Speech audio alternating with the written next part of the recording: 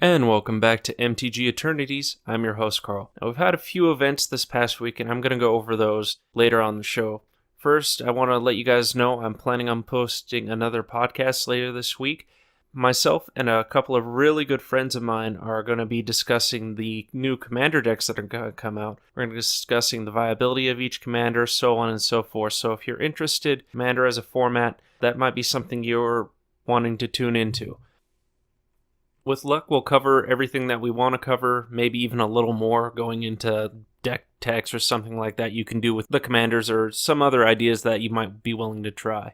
I know there's already a couple of infinite combos already being discussed right now within several of the decks, so if you don't know about those, it's something that we will be discussing, so please keep that in mind. Also, I do plan on continuing to do the contest giveaways, and as of right now, I'm looking at the 13th podcast. So I believe this is number 11. The 12th will be the commander, and then the 13th, of course, I haven't set it up that far just yet. But please, if you're interested in the contest at all, that's just something as well to keep in mind. On a final note, I'm also looking into uploading more YouTube videos, more than just podcasts. I'm looking to possibly load up live action plays of select decks in Modern, Standard, and of course Legacy when I can get some of those in, maybe even some Commander deck techs or some Commander play. If you guys are interested in that, please let me know. I think it'd just be something real neat to show, and if possible, my first plan for that would actually be an as-is test run of the 4 Commander decks. I know there are some channels that are already probably going to upload that. Star City Games might have something, Channel Fireball might have something, but it might be another source for you to look at to see which deck might stand out among the 4. Or with all of the 4 Commander deck techs, who knows, maybe all 4 of the decks that top each of those vids will be the same deck. Maybe they'll all be cats or something, who knows. So if that is something you're interested in, my YouTube channel again is MTG-Eternities on YouTube. Go ahead and get in on the ground floor of the subscribers. But yeah, those are my immediate plans for right now. I know that's not what you're here for, though. So let's go ahead and review some of this past week's top decks for both Modern and Standard. So the first thing I want to do right now is I want to kind of compare the Star City Game Open and the Star City Game Classic, both at Syracuse this past weekend. I do have the top 8 list for both events. I'm going to go ahead and start with the Classic first. For the Star City Games Classic, first place was Valakut, second place was Burn, third place was Affinity, fourth place was Junk, fifth place was Bant, sixth place was Eldrazi-Tron, seventh place was Red-Blue Storm, and eighth place was the White-Blue control deck that's been going around. For me, the biggest surprise overall for this event was the first place Valakut deck. I think it's been a while, at least for me, to see Valakut in such a high place in Modern. It's usually a slower deck, wins, I would say, turn maybe 5 consistently, 6 if it's running slow for whatever reason. And right now there just seem to be a lot of decks that can outspeed the Valakut deck as a whole. The fact of the matter is that this deck took first place in the format shows that Valakut is obviously still a viable combo deck. I believe it's the number 1 combo deck in format right now, at least percentage-wise. I think it's being played combo-wise like 6, maybe 7%, according to the MTG deck database, which is a pretty good percentage for any combo deck right now, honestly, considering that Eldrazi-Tron and Death Shadow are still both well above 10% of the format. That's amazing. Both those decks, at least to me, have the ability to outspeed Valakut. So the fact of the matter is that Valakut was able to keep that pressure on and take first place in this event. This person obviously tested well against those decks. They knew what to bring in, and I think Eldrazi-Tron and Death Shadow, without playtesting against Valakut, because honestly, it's, to me, one of those decks that doesn't come around that often, so the fact of the matter is this person must have tested against those decks, knew what to bring in, and overall did a very solid job going into the top 8. As I mentioned before, there was only one Eldrazi-Tron in that top 8 for the SCG Classic. The rest, ironically enough, looked like a very standard Modern top 8 to me. I haven't seen something like this in a while. The fact of the matter is Burn showed up, which is overall kind of surprising to me. Affinity's in its usual spot. Junk made a small comeback. Bant made a small comeback. Storm's still sticking around, which is something I like, and the white-blue control deck is actually doing fairly well. So with all those decks actually coming out and Eldrazi-tron only showing up once, maybe that won't lead to a ban per se for Eldrazi-tron or a ban per se for Death Shadow. Maybe something else is taking over the format right now and making it a slightly healthier format. I would still like to see personally another combo deck other than Valakut and other than Storm kind of take precedence a little bit. Maybe just something else show up slightly. I'm not saying it has to be, oh, let's get Aetherworks Marvel in there. Oh, let's get Saheeli combo into Modern or something like that. It doesn't even have to be a turn 4 win. I would just like to see something more, per se. What that more is, maybe we'll get it upon the release of Ixalan. I'm kind of hoping of which that does happen. So I'm going to go ahead and go over the deck list, at least for this Valakut build. Something I haven't gotten to do in quite a while. Actually, it's kind of nice, especially getting away from standard just a little bit, for me at least. Of course, it seems like a typical Valakut build. You're running 2 Courser of Kruphix main for the life game, 4 Primeval Titans. 1, it's just a really good card, and it's going to help you fetch out of your mountains, and then if you have to go to plan B, which is Beat Face, it's a great Beat Face card. And then you're running 4 Sakura Tribe Elders. So it's not much on the creature game like most Valakut decks are. So the sorceries that it's going to be using in the instance, of course, as well, are 2 Angers just as a general board wipe. It's going to deal with a lot of stuff. It's using 4 Farseek to help fetch more lands out, 4 Lightning Bolts again. If it needs to use them to burn face, it can. Or if it needs to be instant removal, it can do the job just fine. It's running 4 Scape Shift, 4 Search for Tomorrow, again, more just ramp, and 2 Summoner's Pact to help you get out whatever creature it is that you need at the time. More than likely, it's going to be Primeval Titan, but I have seen Valakut on occasionally fetch for a Courser of Kruphix or something like that. Moving on down to more or less the permanents that do damage in this list. 1 Chandra, Torch of Defiance, and I actually really like this. The fact that Chandra is kind of making her way into Modern more and more as the days and weeks pass just tells me, 1, that they finally made a Chandra that's really playable, at least in Modern. We've had great Chandras in the past, and we've had terrible Chandras in the past. So this might be the Chandra that's comparable and beats out all the rest. So I'm actually really looking forward to seeing more out of Chandra, Torch of Defiance. And of course, the deck is also running 2 more engineered explosives just as a general board wipe to deal with stuff. Something I quickly want to mention before I get to talking about the sideboard, actually, and you'll see why here in a minute, but the deck is also running a 1 of Blood Crypt main and 2 Verdant Catacombs main as well. The Catacombs make sense because you just want more stuff to fetch out more mountains, so you can just fetch out Stomping Grounds with them or fetch out your Cinder Glades. They're forest, they'll catch everything. They also get the 1 of Blood Crypt in the deck. So for its sideboard, it's running 1 more Anger as another catch-all, 2 Chameleon Colossus, which I'm, again, ecstatic that this card has finally made its way back into Modern. It's a great card. For those who don't remember, Chameleon Colossus is a 4-drop, 2 green, 2 colorless, 4 power, 4 toughness with protection from black. It's also a changeling, so it's every creature type. Granted, in Valakut, it's not that relevant. Where it is relevant is that pro-black, so it's a great blocker against Death Shadow. It can absorb quite a bit. It can't be fatal pushed, and it can't be... The other benefit on Chameleon Colossus is you can pay 4, and Chameleon Colossus will gain +X, where X is its power, which is really nice. So what you do is you're playing against Death Shadow. You bring in Chameleon Colossus. I think for this instance, you'd more than likely take the Coursers out, maybe, if not the Coursers, maybe 2 Primetimes to substitute in for the Chameleon Colossus, which I think is a fair trade-out. The Chameleon Colossus comes down, it's going to block Gormag Angler, it's going to block Tasker, it's going to block Death Shadow. It can't be fatal pushed or anything like that, which is, again, really nice. And then when the Death Shadow becomes a 13-13 at some point, or 10-10, you just go block with Chameleon Colossus, you pump it, you kill whatever black card they just swung at you with, or you can go beat face with Chameleon Colossus, because for the most part, unless it is a Jund build of Death Shadow, it uses exclusively black creatures outside of the Snapcaster mages that they have. So you can just beat face with Chameleon Colossus and win game as an alternate win con, which I applaud this person for putting the Chameleon Colossus in there. I really enjoy it. It seems like a very solid thing to do. Moving on, you'll notice that another card specifically for the sideboard is Maelstrom Pulse as a 1-of. Now, Maelstrom Pulse as a 1-of isn't bad. It's going to take care of... It's a catch-all.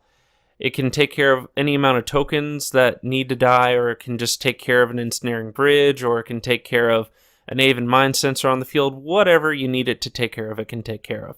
Now, the thing I mentioned before is the deck's running black. So Maelstrom Pulse is 3, 1 green, 1 black, 1 colorless. So that's one thing you're going to bring the black in for, is the Maelstrom Pulse. Moving on, it's using 1 Nature's Claim. Valakut usually doesn't care about life gain to an extent. If you make yourself gain more than 30 life before Valakut can go off, Valakut's going to have a hard time killing you. I've done it a couple of times with Affinity. I'm just equipping Vault Scourge and swinging for massive amounts of life gain. I think the magic number, at least against Valakut, is 34, maybe 36, and they're not going to be able to kill you in one go, which is something I really enjoy. So just a side tip for Affinity players, if you're able to get that far, for whatever reason, that's something to keep in mind. The deck is running 3 Obstinate Baloth. It's just a great discard outlet to Liliana, to any cards like Thoughtseize or stuff like that. It's running 1 Rex Sage again for artifact destruction, 3 Relics of Progenitus to run against any deck that's going to have graveyard shenanigans like Snapcaster Mages, or it's going to run it against Dredge, which is really nice. It's running 2 Slaughter Packs, so that's again where the black comes in. He's running a 1 black main, and before I forget to mention, his last card inside is a swamp, so he's probably just going to take out a basic for the swamp, or dual land of some kind for a swamp, something that's not going to mean a lot to him. But he's running these cards. He's running the 2 Slaughter Packs and the 1 Maelstrom Pulse as just black removal, which it's effectively a tricolor Valakut, which sounds odd. It looks initially odd to me, but it worked for this person, and I'm going to give this deck a test run online, and I'm going to see how well it does. I like the build. It seems rather fun. I'm, of course, going to adjust it to my needs, but all in all, it seems like a fairly solid deck. I could see how it got that far in the tournament and how well it did overall, which is, again, something rather nice. It's been a while since we've seen Combo at least take this high a placing within Modern. For the last couple of weeks, last couple of months maybe even, it's been aggro, just with Death Shadow, with Eldrazi-tron, stuff like that. It wasn't until, at least in my opinion, recently, maybe a month ago now, that we're starting to see the Storm decks come out, we're starting to see Valakut decks come out a bit, and now we're even starting to see a control deck become viable. So people are trying to find ways around things, which is something I like, and I'm giving a thumbs up to that. It's just something that seems really good right now. Now, before we move on, I'm not going to go over the whole deck list because that's the whole deck list for the top 8 because that's just going to take forever. I do want to give a quick shout out to the Junk, Bant, and White-Blue control decks. They all did incredibly well, and honestly, I think they're worth reviewing. But that's going to have to be for another time. I'm hoping those decks continue to do as well, despite Junk playing Siege Rhino. #ban Siege Rhino 2017. Besides that, I really wish that these decks keep doing well, and making it so Eldrazi-tron and Death Shadow don't appear as much. I would hate to see a Modern ban coming. I feel like a Modern ban is coming. I feel like a Modern ban is coming for Death Shadow. I feel like it's coming for Eldrazi-tron. Something is going to get hit. I just have that feeling, and I think a lot of people are kind of getting that feeling as well. But hopefully it doesn't happen. Knock on wood. Now for the SCG Open, it's quite a bit of a different story. For the SCG Open, first and second place were both Eldrazi-tron, third place was Merfolk, fourth place was Jeskai Midrange, fifth place Affinity, sixth place Death Shadow, and then seventh and eighth place Red-Blue Storms. Now, in that one, we have a lot of pairings, and we have a lot of traditional things we've kind of already talked about, stuff that's really dominating the format right now. With the two of Eldrazi-tron, the Death Shadow deck showing up, and then the double Blue-Red Storm. So that doesn't leave a lot for other decks to kind of show. I will say the deck I kind of want to focus on this time around, actually, is the Merfolk deck, which is, again, a surprise to me. So we have some old favorites kind of coming out of the woodworks right now. We have Junk coming out of the woodworks, Burn coming out of the woodworks, Valakut's making a strong standing, and of course now Merfolk. We haven't seen Merfolk top 8 in a while, and I'm kind of glad it did. Now, the Merfolk build is slightly unusual, per se, and we'll get to that. So the land base is kind of traditional. You have 2 Cavernous Souls, 12 islands, 1 Minamo School at the water's edge, 4 Mutavault, and 1 Orboro Palace in the clouds. So for those who don't know, the Minamo and the Orboro are there just so your islands don't get messed up. The Cavernous Souls are there to keep your creatures uncounterable, and the Mutavaults act as another Merfolk. Well, they'll act as anything, but in this deck, of course, they're going to act as another Merfolk. They're going to trigger off all the lords. So the creature base, again, for the most part, is pretty standard. There's some things I want to bring attention to. 4 Curse Catcher, 3 Harbinger of the Tides, 4 Lord of Atlantis, 3 Master of Waves, 4 Master of the Pearl Trident, 4 Silvergill Adept, and 2 Vendilion Click. Now, if you notice, something I mentioned in there was a 2 of Vendilion Click. The reason I think this is in the deck is to give the deck kind of air superiority, or at least an air blocker, because the deck does lose in the air. It gives them something game 1 against Affinity if they need a blocker, or something to that equivalence, game 1 against Affinity, or to help them draw a card and put away, like, say, an island they don't need, or help Thoughtseize the opponent, or see what they're playing against. All in all, it's a great add-in. I'm slightly confused by it, because I'm a traditional tribal person when it comes to Merfolk. I like to see almost exclusively Merfolk, but I'll let this one slide. It's rather clever, and I really like it, to be honest. The fact that 2 Vendilion Click made it into this deck is rather nice. The deck is also using 3 Dismember, the only removal the deck has. It's using 4 of Aether Vial, the other 1-drop in the deck, and the engine that Merfolk generally runs off of. 2 Smuggler's Copter, and 4 Spreading Seas. Now, I don't want to make it seem like I'm not trying to make Smuggler's Copter a big deal. Smuggler's Copter is an amazing deal in the right deck, and this is definitely the right deck for it. The only other deck that I've seen play Smuggler's Copter so far, successfully, was the Black-Blue Fairies build that the Professor came out with, like, I think almost maybe 2 months ago, right about now. That's the only other deck that I've seen Smuggler's Copters make it into Modern so far. And the fact that Smuggler's Copter is now making it into Merfolk should tell you something, not only about the power of Smuggler's Copter, but the threats that Smuggler's Copter is going to be presenting. Any one of the creatures that Merfolk can put out can fly the Smuggler's Copter, no issue whatsoever. It gives them use for their Curse Catcher, so turn 1, you're going to play a Curse Catcher. Turn 2, you play Smuggler's Copter. You can then crew to block with Smuggler's Copter if you need to, or you can sack the Curse Catcher after you crew your Smuggler's Copter, which isn't a bad play at all. It's going to be a 2-for-1, or maybe a 2-for-2, which isn't too bad. It gives your Curse Catcher something else to do. Curse Catcher is an amazing card. It's a very strong card, being the fact that it is the only 1-drop in the deck outside of a Phyrexian Lifed Dismember and an Aether Vial. It's hard to do a fit. And let's say you have an island and a Mutavault. This allows you to play the Smuggler's Copter, because for the most part, all your creatures are blue heavy. All your creatures are 2 blue, or they cost more than 2 blue. So this allows you to still potentially draw into something if you need to, which isn't too bad. And again, it gives you an early blocker against Affinity. Affinity's not going to want to swing into a 3/3 Smuggler's Copter. For the most part, as an Affinity player, all my flyers are 1/1s that gain life, or they're 1/1s that have Infect. And yes, I have other 1/1s in the deck, but they're not going to trade against a Smuggler's Copter at all. The closest thing I'd have to do, I'd have to Cranial Plate it, or I'd have to Galvanic Blast it as soon as you made it into a creature. So there's not a lot I can do against a Smuggler's Copter as an Affinity player. I kind of wish, as an Affinity player, I was actually able to play Smuggler's Copter. I play tested with it a long time ago, and it didn't work out too well for me, unfortunately. So the fact that Smuggler's Copter made it into these 2 decks should show you the power of it. It's just a really great card. Obviously, with Vendilion Click and Smuggler's Copter, that was enough of a change for this Merfolk player to make it well into top 8. They made it into top 4. Now, unfortunately, it seems like Merfolk is still too slow to beat Eldrazi-tron, but that's okay. Some minor adjustments can be made.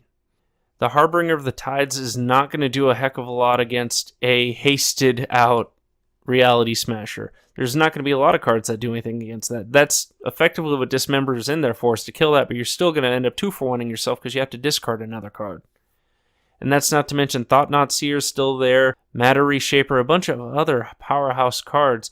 Plus, you're still going to have Walking Ballista to deal with, and Walking Ballista can also machine gun down most of these creatures.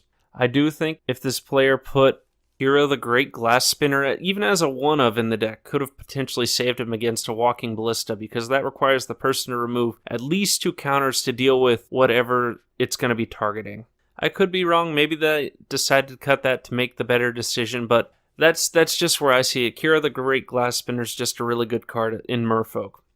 Now, this person did heavily prepare a sideboard. Inside, it's using 3 Ceremonious Rejection, more than likely 4 Eldrazi, more than likely 4 Affinity. Those are going to be 2 cards you're bringing in against those. It's using 2 Dispel for the white-blue control matchup. It's using 1 Echoing Truth to deal with tokens or whatever hasted out creatures it needs to deal with. 2 Hurkyl's Recall. Again, this almost exclusively deals with Affinity, but it's also can be used against Eldrazi Tron if need be, regular Tron if need be, as well as Lantern Control if need be, which is also dying down, partially because it's just not a fun deck to play, and it requires a lot of pieces to set up, so the format's kind of moving pace.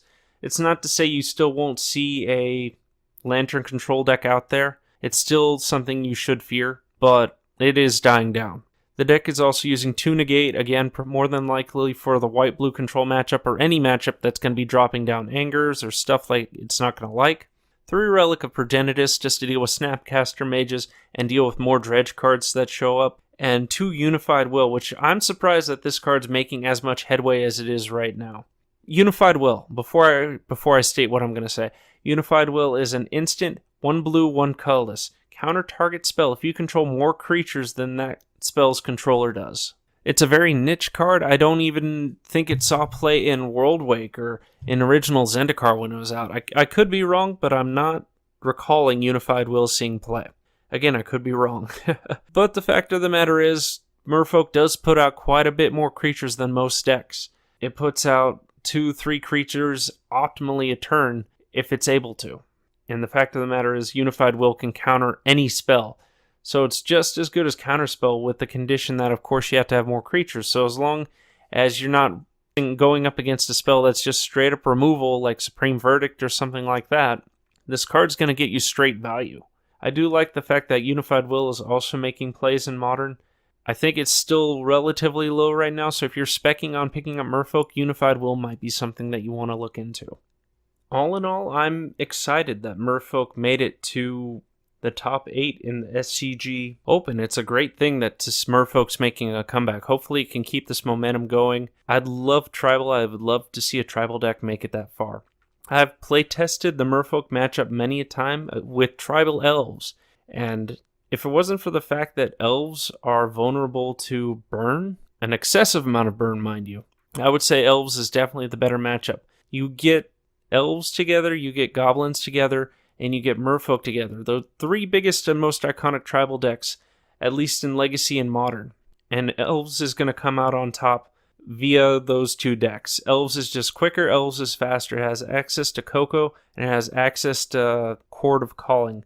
It's able to drop a Crater Hoof if need be to swing out for game, or it can just drain you with life using Shaman of the Pack, which is amazing in a whole. Unfortunately, it is susceptible to burn. And that's where Merfolk has the advantage. The fact that Merfolk can lay out Lord after Lord after Lord, and they have a creature that's a built-in counterspell for burn spells, allows them to sustain themselves against burn. And Goblins, of course, is Goblins. Right now, it does have Pile Driver. Right now, it does have Goblin Guide. Right now, it has a lot of great Goblins in Modern, but it's missing something. It's just missing that oomph to get it there. And I don't know what that oomph is. Maybe it just needs more hasters, or maybe it needs more lords that are efficient at the 2-drop slot. I think that's probably where, if anything, that Goblins are hurting the most. It's the 2-drop slot. Yes, they have Pile Driver, and they have a bunch of other stuff like Warren Instigator and stuff like that. But compared to Merfolk's 2, that's where Goblins are hurting. Goblins are also relatively slow in the 3-drop slot compared to Elves 3 and Merfolk's 3-drop slot. There's other things that can be done, and granted, if Goblins get a Pile Driver out, it's relatively over for the Merfolk player, but there are other things that they can do. They have dismembers and stuff like that. At least that's my opinion on the 3 tribal decks. There are other things you can do, but I'm going off topic. I'm going to try to go back to the 4 events that took place. So moving on, I'm going to quickly hit up Standard. I don't want to spend too long on Standard. It seems like we've been talking a lot about it lately, and it's kind of gotten stale for me a little bit. Standard is Standard. It's not like the Standard we had in World Wake and Zendikar. It's not the Standard of Shards of Alara. It's kind of stagnant for me right now. Granted, we do have access to a lot of decks, but you'll see why, and I'll quickly mention why. So the Standard event that took place that I'm going to mention first is GP Minneapolis. So in first place was Mono Black Zombies, second place Golgari Constrictor, third place Mardu Ballista, fourth place Red Deck wins, fifth place Rakdos Aggro, sixth place Golgari Constrictor, seventh place Golgari Constrictor, and eighth place Golgari Constrictor. So if you notice something out of all those decks that I mentioned, there's no combo decks right now because combo's dead. In that top 8 list in particular, there are no control decks. You can consider Black-Green Constrictor control deck, but compared to the Izzet control decks that we have, it's not. It's just not. And we've gone over these decks in Standard quite regularly, actually. I'm surprised to see, as strong as we have control right now, that control's not making as big of a showing. And I'm a little disappointed, to be honest. I am. I'm running a control deck right now, and I usually have no problems. On occasion, I get mana screwed, but that's about it. I don't know what can be done right now to make control better. I think this is as best as control's going to get for a while, to be honest. I think Wizards of the Coast is afraid of making control strong. And I know for sure they're afraid of making combo strong. They learned their lesson with Saheeli Rai. They learned their lesson with Aetherworks Marvel. And it's a difficult situation, I think, overall for them to go, we want to print control cards, but we can't make control too good. So we're just going to make the format aggro. Just straight up aggro with hints of control here and a combo over there, but it's like a turn 7 combo if you get it done. And I don't think that's the way they should run it, honestly. I think players, I've said it once on the show, I've said it multiple times on this show, I think players should be exposed to all 3 varieties of Magic, not just one. You can't just expose somebody to aggro and then they know briefly of what control is and then they have no idea what combo is, or they've heard a combo but they don't want to play it because it's too overpowered or something like that. There has to be a way that you can regulate this.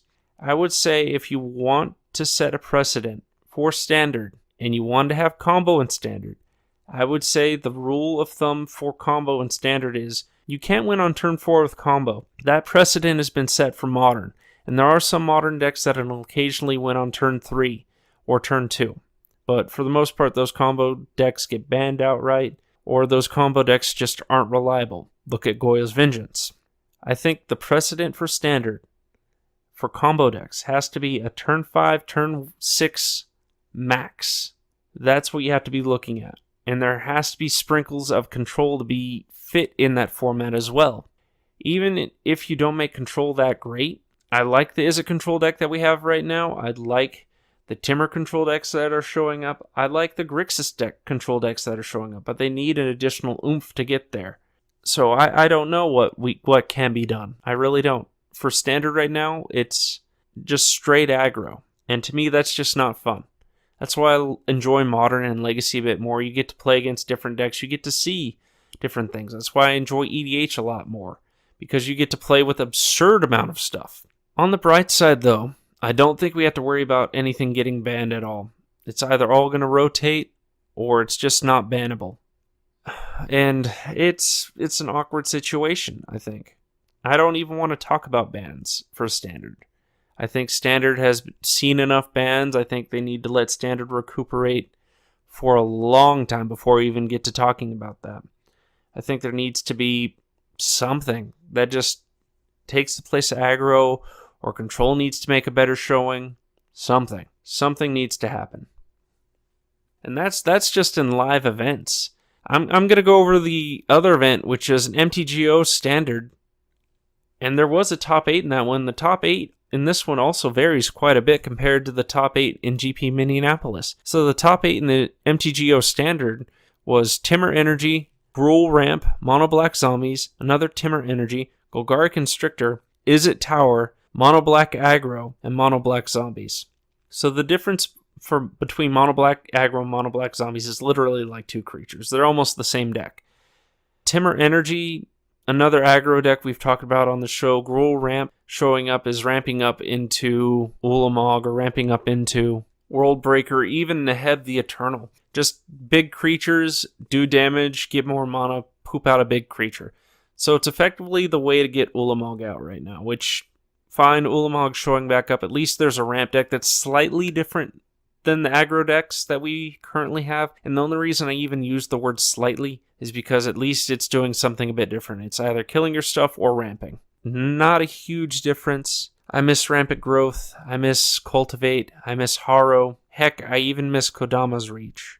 And ramp right now to me kind of hurts my soul a little bit because there's not a heck of a lot of good ramp, but ramp is still there, so it's something to watch out for in standard.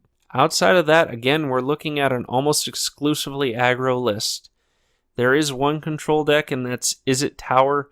Here you see the deck win with Dynavolt Tower or Torrential Gearhulk, maybe even Wandering Fumaroil, and it just beats face with the Fumaroil or kills the field.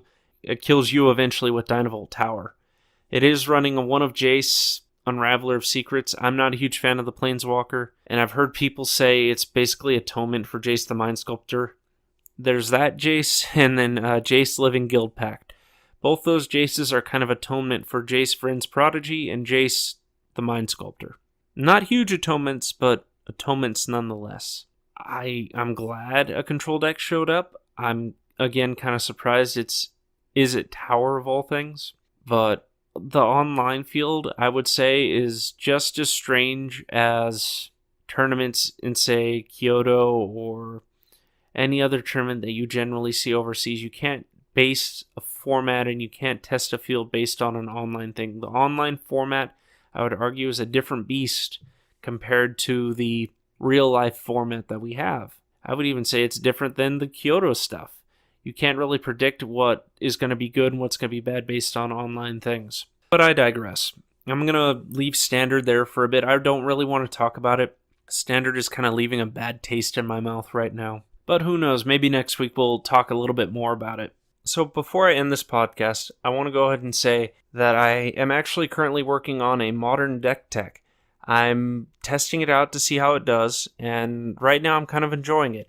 It is a combo deck that I've kind of put together, and I'm making small adjustments to it.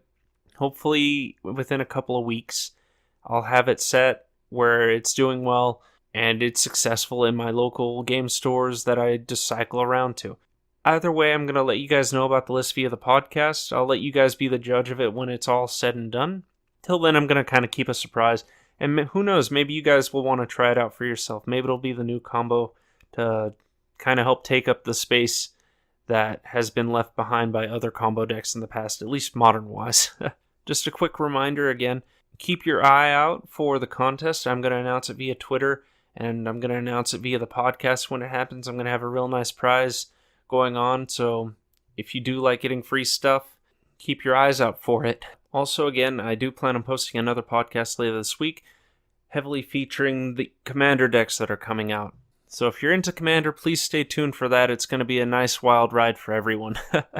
So just remember, all lines of thought are open for all Magic seekers. This is your host from MTG-Eternities, signing out.